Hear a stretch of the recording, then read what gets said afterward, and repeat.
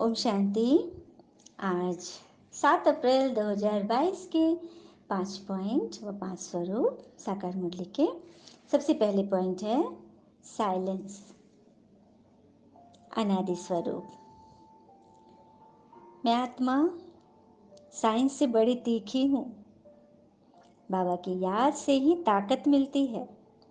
वह साइंस की ताकत से ऊपर चंद्रमा में जाने का पुरुषार्थ करते हैं, मगर हम तो एक सेकंड में सूर्य चांद से भी ऊपर चले जाते हैं।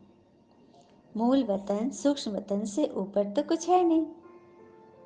सूर्य चांद से मूल वतन सूक्ष्म वतन बहुत दूर है। किसको भी मालूम नहीं है ये डिटेल बातें।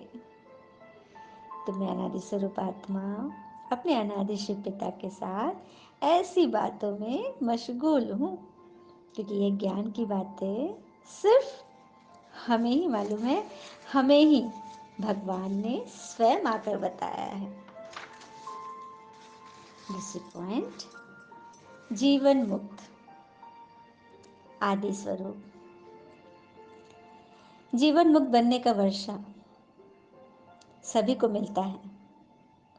हम ब्रह्मा की औलाद ब्राह्मण बनते हैं, इसीलिए हमें 21 जन्मों के लिए जीवन मुक्ति का वर्षा अर्थात स्वर्ग की सौगात मिलती है। बाकी सभी अपने अपने धर्म में अपने अपने सेक्शन में चले जाते हैं। हर एक आधा समय सुख और आधा समय दुख भोगते हैं। बाकी हर एक स्वर्ग के सुख नहीं भोग सकते।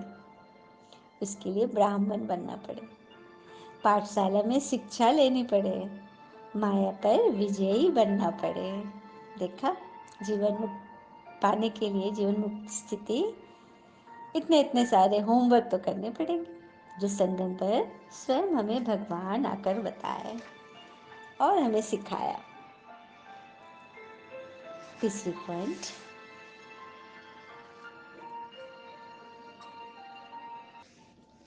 प्रसन्नचित्त। मैं सदा प्रसन्नचित्त पूज्य स्वरूप आत्मा अपने संबंध प्रकृति किसी भी समय किसी भी बात में संकल्प मात्र भी क्वेश्चन नहीं उठाती हूँ। यह क्या, यह क्यों, यह कैसे, कोई क्या क्यों नहीं। प्रसन्नचित्त आत्मा कभी भी प्रश्नचित्त नहीं हो सकती।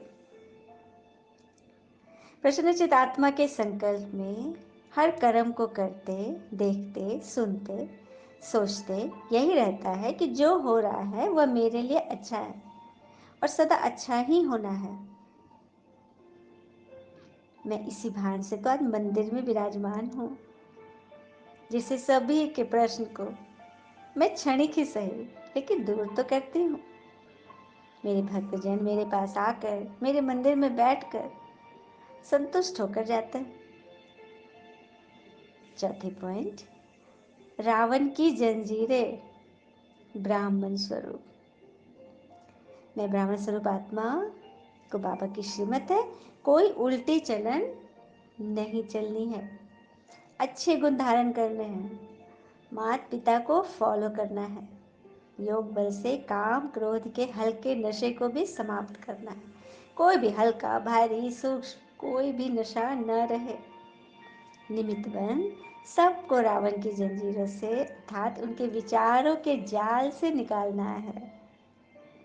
पांचवी पॉइंट, मेहमान फरिश्ता स्वरूप। मैं स्वयं को मेहमान समझकर हर कर्म करती हूँ तो महान व महिमा योग्य बनती हूँ। किसी से विदाउट एक्सपेक्टेशन जब आप कोई कर्म करोगे तो शुरू में तो सबको टचिंग नहीं होगी, लेकिन धीरे धीरे जब आपकी ये क्रिया निरंतर होती रहेगी तो आत्माओं को टचिंग होगी, उनके अंदर से वाह निकलेगी। उस वाह को जमा करना है, तभी आप साकाश देने के योग्य बनेंगे।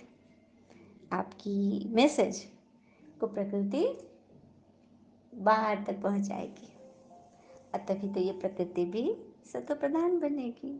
अच्छा, ओम शांति।